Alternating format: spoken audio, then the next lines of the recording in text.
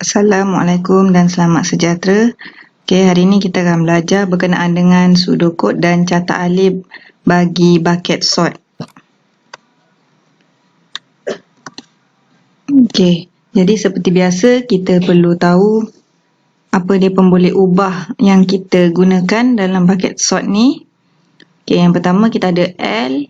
L ialah senarai, okey, yang mengandungi, okey, contoh dekat dalam ni ada 10 item. Okey, kita akan lihat nanti. Kemudian N, kita mewakili bilangan item dalam senarai tadi, iaitu ada 10 lah item.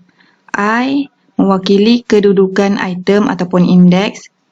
And B ni ialah pemboleh ubah untuk bilangan baldi, bucket yang diperlukan. J mewakili kedudukan baldi.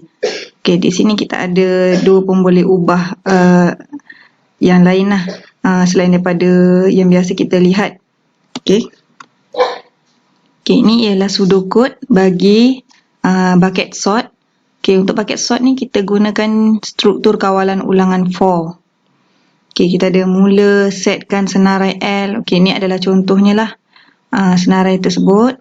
Okey, lepas tu kita perlu setkan senarai baharu.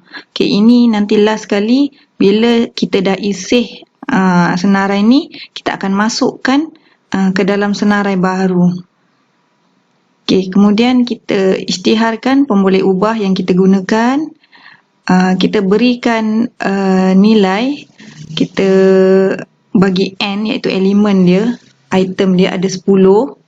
Lepas tu kita setkan bilangan baldi ada 8 baldi. Okey, bilangan baldi ni terpulang kepada kita nak buat berapa baldi, berapa bucket. Okey, ikutlah kalau ada elemen ada 10, kita agak-agak lah. Okey, dalam kes ni saya buat 8. Okey, kemudian yang nombor 7, kita kena wujudkan baldi kosong. Kan kita dah setkan ada 8 baldi. Jadi 8 bucket tu kena semuanya kosong lah. Baru kita boleh masukkan elemen-elemen item ni. Okey, lepas tu masukkan item ke dalam baldi, nanti kita akan buat.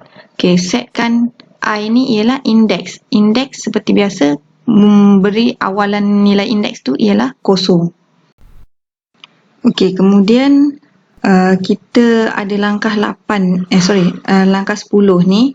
Iaitu for I kurang daripada N ni, kita akan ulangkan gelung ni untuk masukkan senarai ataupun nilai-nilai daripada senarai L ni ke dalam baldi-baldi tersebut, baldi yang kosong tadi tu.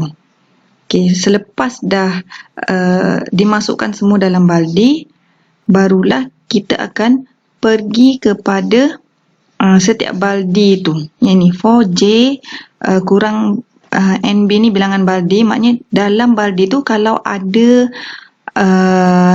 nombor, ada item, kita kena isih pula.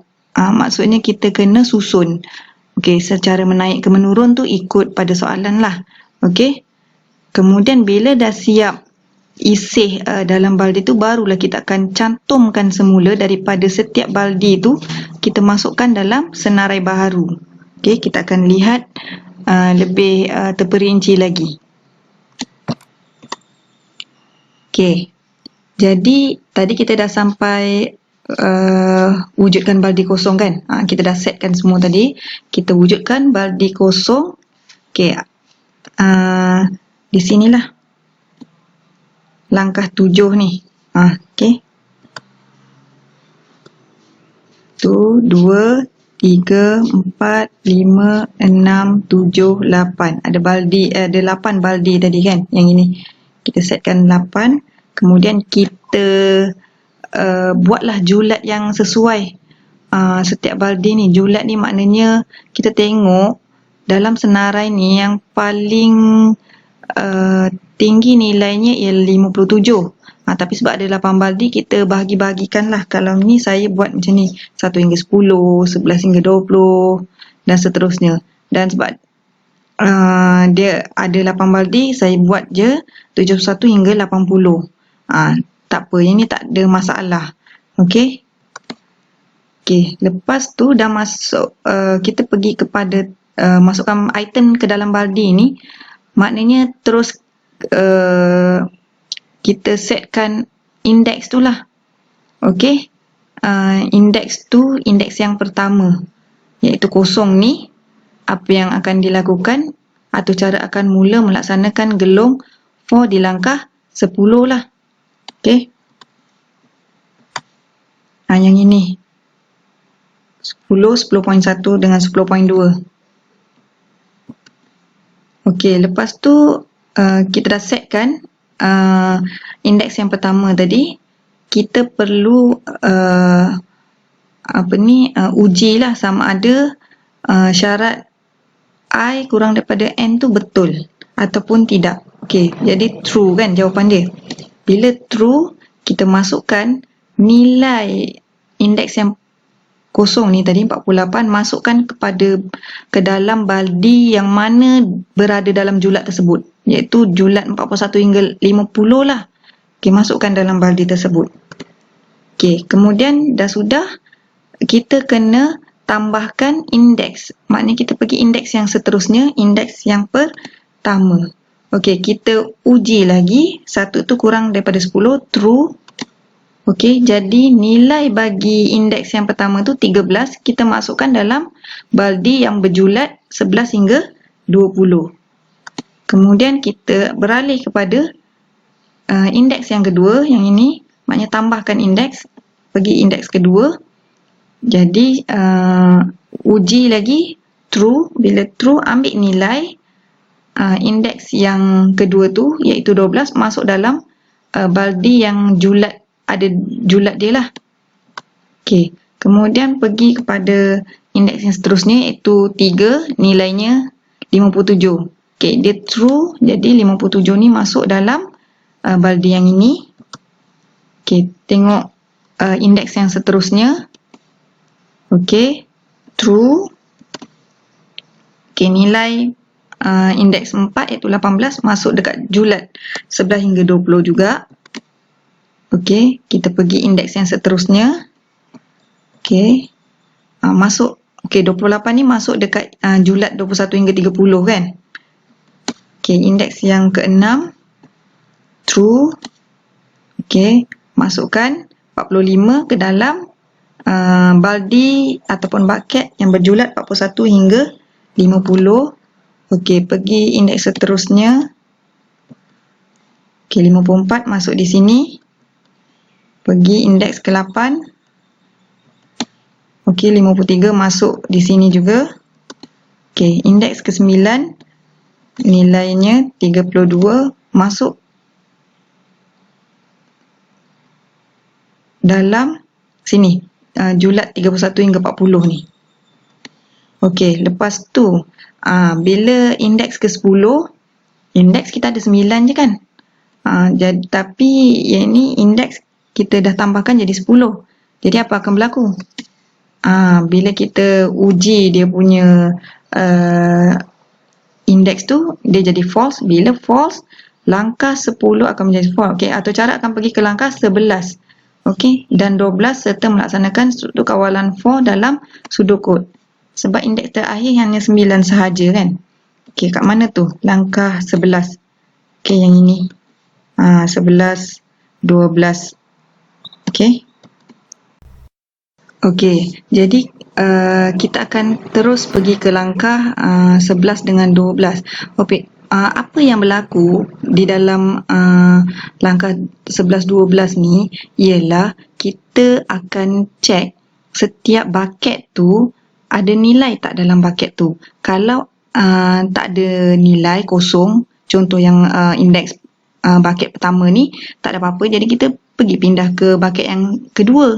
Seterusnya. Tapi kalau dalam bucket ni ada isi, ada item, jadi kita kena isihkan dalam item ni. Kalau contoh dalam soalan ni dia nak isih secara menaik kan.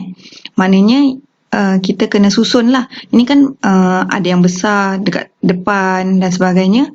Jadi kita isihkan 12, 13, 18. Lepas tu kita pergi ke bucket yang seterusnya. Itu yang berlaku dalam langkah 11, 12 ni ya. Okey. Jadi kita dah setkan bucket yang pertama tu kosong. Okey, kita uji dulu bucket kosong ni, maknanya indeks yang bucket pertama ni kurang daripada 8 bucket, betul. Okey, bila betul true, apa yang dibuatnya? Okey, dia nak uji pula dalam bucket tu kosong ke tak. Maknanya bucket yang pertama ni kosong ke tak. Jadi jawapannya kosong lah ni, true kan. Oleh kerana true, atau cara akan melaksanakan 12.1.1. Apa yang dibuatnya? Dia pergi kepada bucket yang seterusnya. Itulah J ditambah 1. Maksudnya J ditambah 1 tu dia pergi bucket yang seterusnya. Okey, kemudian dia uji balik yang bucket yang pertama ni kurang daripada 8. Okey, ialah jawapannya true kan. Okey, bila true dia semak pula dalam bucket indeks 1 ni ada isi ke tak? Ada. Maknanya sekarang ni dia jadi false lah. Dia bukan kosong. False dia punya syarat dia. Bila false, atau cara akan melaksanakan langkah 12.2.1 iaitu kat sini. Isih item. Okey, isih item ni, okey, kita lihat sini. Dia gunakan kaedah bubble sort. Okey, dalam baldi tersebut. Maknanya susunan akan berubah. Asalnya tadi ni kan 13, 12, 18. Bila dia isih, dia akan berubah menjadi 12, 13, 18. Dia susun. Dalam tu dia akan berlaku perubahan tempat. Okey. Untuk bucket sort ni, bila dia kata isi item, kita tak perlu tulis secara detail kaedah bubble sort dalam ni. Kita tulis isi item saja. Maknanya kita dah tahulah isi item tu dia guna kaedah bubble sort. Sebab kita dah belajar dah bubble sort tu kan. Okey. Kemudian kita dah selesai yang tadi dah isih tu, kita pergilah tambahkanlah bucket yang seterusnya iaitu bucket yang ketiga indeks 2. Okey, uji. Okey, true. Okey, bila true dia semak pula bucket ni kosong ke tak. Jadi false. Bila false kita pergi isi item lah juga. 12.2.1 kita mesti pergi, tapi sebab oleh kerana dia ada satu je item, itu je lah dia punya dia tak ada berlaku perubahan tempat lah sebab satu je item kan. Okey, kemudian pindah pula ke bucket yang seterusnya iaitu indeks yang ketiga, bucket keempat. Okey, dia uji lagi. Ini jawapannya true. Bila true, kita tengok dalam bucket tu kosong ke tak. Okey, dia false. Ada isi dalam dia. Jadi dia pergi juga isi item. Langkah isi item. Tapi tak ada perubahan tempat lah. Okey, sebab ada satu item. Kemudian kita semak pula bucket yang seterusnya. Okey, ni syarat diuji lagi. 4, indeks 4 tu kurang daripada 8, betul. Jadi kita tengok dalam bucket ni ada isi. Jadi dia false kan. Bila false dia pergi ke isi item. Jadi isi item ni asalnya kedudukan dia item dia 48 dengan 45 kan. Tengok ni. Ni 48, 45. Bila dia diisi menjadi 45, 48 susunan dia. Okey, lepas tu kita pindah ke indeks yang seterusnya. Okey. Kita uji 5 kurang daripada 8. True. Okey, tengok dalam ni false lah sebab ada isi. Jadi kita buat lagi, kita isih lagi. Jadi asalnya 57, susunan dia 54, 53. Jadi sekarang dia dah susun dah 53, 54, 57. Kemudian dia pergi pindah lagi bucket yang ke-6. Okey. Uji 6 kurang daripada 8, true. Okey, yang ini dia kata baldi 6 kosong. Okey, true. Bila true, dia tak ada buat apa-apa lah kan. Dia cuma terus pergi kepada bucket yang seterusnya. Okey. Lepas tu dia uji bucket yang 7 tu kurang daripada 8, true. Okey, bucket yang ketujuh tu kosong. Ya, betul, true. Jadi bila true, dia pergi lagi tambahkan bucket tersebut, indeks bucket tersebut kepada 8. Di sinilah terhentinya gelung tadi, sebabnya 8 kurang daripada 8 false kan. Jadi syarat langkah 12 akan menjadi false, atau cara akan pergi ke langkah 13. Maknanya selepas langkah 12 ni ada 13 kan. Apa yang kita boleh lihat di sini, langkah 13 apa? Okey, yang ni, cantumkan dan masukkan item-item ke dalam senarai baharu. Okey. Maksudnya ini yang berlaku dalam langkah ke-13 ni. Okey, kan tadi kita dah isi. Jadi kita masukkan dalam nama senarai tu dah bukan L dah. Dah jadi senarai baharu. Sebabnya kita nak bezakan antara senarai yang lama tu dengan yang baharu Jadi kita masukkan je bucket-bucket yang ada isi tu ke dalam senarai ni lah. Dia dah susun dah kan, kita cuma masukkan je balik. Okey, ni 32 masukkan, 45, 48, 53, 54 dan 57. Okey, dah siap, dia dah cantumkan, masukkan, barulah kita pergi ke langkah 14, iaitu kita senaraikan balik. Okey, senaraikan balik senarai baharu yang kita dah susun, dah isi. Ni senarai asal, awak tengok mula-mula kat depan dia 48, 13, 12 kan. Dia dah berubah lah. Ni diisi secara menaik. Okey, jadi atau cara akan diberhentikan lah, tamat.